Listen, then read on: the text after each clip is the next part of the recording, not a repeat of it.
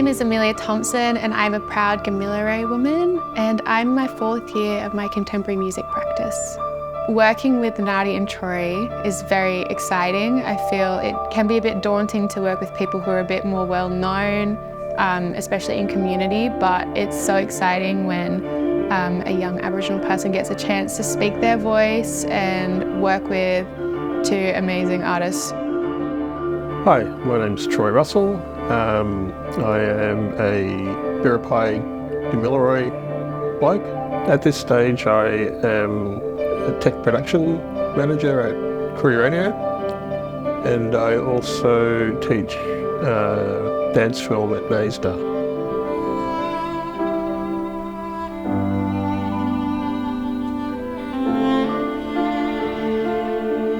First Shot is a story about my great-grandmother and her journey to be married, and it takes a twist. A bunch of boys had courted him, and tears fell onto his chest. The beating was horrendous. They left such a bloodied mess. You don't know till you've lived it, what it's like to live in fear. It's kind of about where, you consider your home with your people or where you grew up. I grew up on Darug land, so I didn't get to go up to country until I was 16. I've learnt a lot about how classical musicians work. I didn't know too much, I was kind of in the dark about it, but this was really fun in kind of learning the process of it all and learning how to write for orchestral music, I guess, in a sense. And it's been an interesting ride for that tune from a little 3-piece, 4-piece group to an orchestra like this.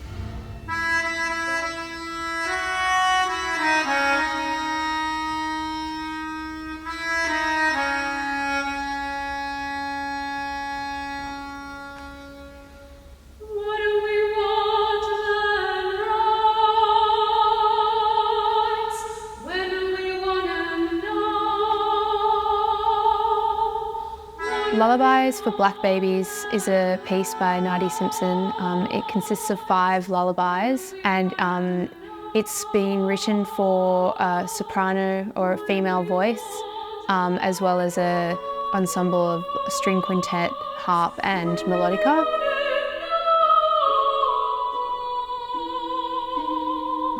I think this work really finds its meaning in the clash between the context that it's delivered in. So when you listen to it, it sounds very classical and sort of traditional in terms of Western art music, but it's the clash between that and the text that's being delivered, and also the person who's delivering it. So I'm a white person singing these songs that are all about injustices and issues faced by Aboriginal people.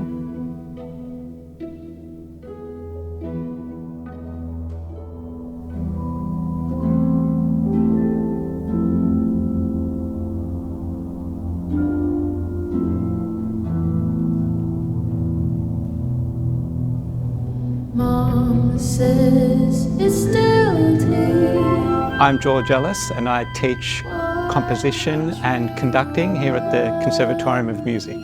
I have the privilege of conducting for the First Songs concert with an orchestra made of excellent students from the Conservatorium of Music. The wonderful thing about this program is that it combines students from various programs, various degrees, performance. In the composition we have the contemporary, the classical, as well as the creative industries students, and putting them together and seeing how the collaboration works has been a real joy, so I'm looking forward to that. The first time that I was in rehearsal, I finished my piece, and I assume that's when everyone kind of played it for the first time and everyone started stomping, and I had no idea what was going on. Obviously they can't use their hands to clap because they're holding their instruments, but it took me by surprise. But I do not know.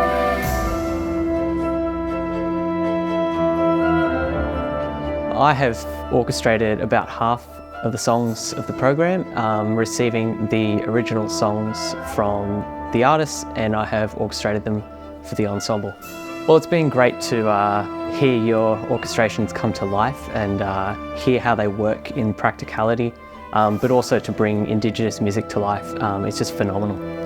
This particular concert foregrounds the voices and messages of First Nations artists, and it's been a really interesting rehearsal process, and I'm really honoured that I get to share this meaningful music with the audience. But I don't think I would have been able to do this, have it performed by a small orchestra like this. Being involved in this performance has been really interesting because I think given my position as a white person delivering these texts, they're not my personal experiences. Concerts like this are super important to raise a voice for the Aboriginal community, to learn and hear stories. Even for me as an Aboriginal person, there's a lot that I'm in the dark about. Being able to, impart some of my story to some of the students here has been really good. In tertiary education, I feel like it's really important to make more of a voice for Aboriginal peoples in education, because it has not always been the strongest and it's not always been the proudest, and people haven't always encouraged it. But things like this are really important for especially other people at Conservatorium to see that it is super important and it's super valuable for everyone involved.